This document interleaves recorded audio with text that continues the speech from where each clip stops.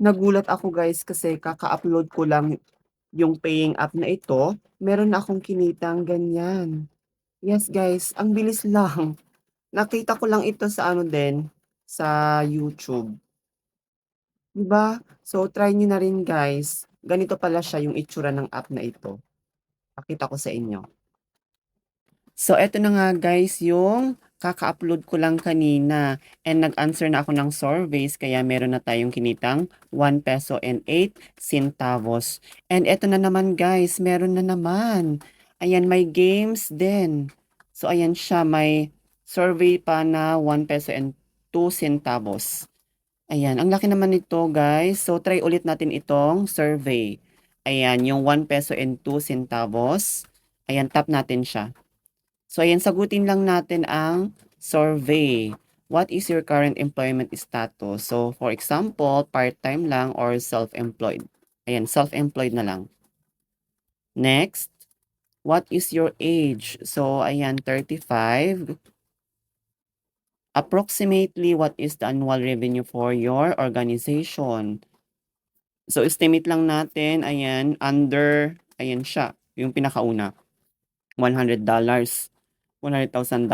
Tapos next, which department do you primary really work within at your organization? So, ayan. Pili lang tayo. So, halimbawa sa sales. Ayan, sales. And then next. In your household, are you the person who makes most of the daily purchasing decisions? So, ayan. Halimbawa, share decisions equally. Hati. So, next, what is your job title, level, or responsibility? So, syempre, nasa baba tayo.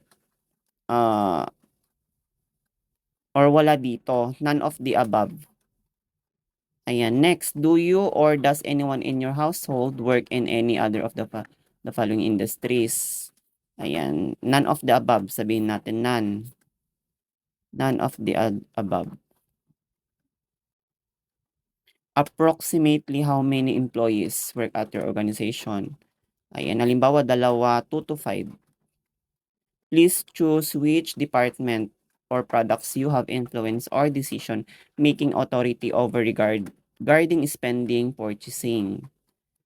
Ayan, pili tayo. So, sales ulit. Sa sales, halimbawa sales. Next, submit. So, ayan guys, meron na naman tayong 1 peso and 2 centavos. Ayan. 'Di ba guys, ang bilis lang, 3 pesos. So, ito naman next yung games. Pero sa susunod na video na lang ito guys. So, ito lang muna. Ayan, napakabilis pala dito. Ayan siya guys, yung app na ito.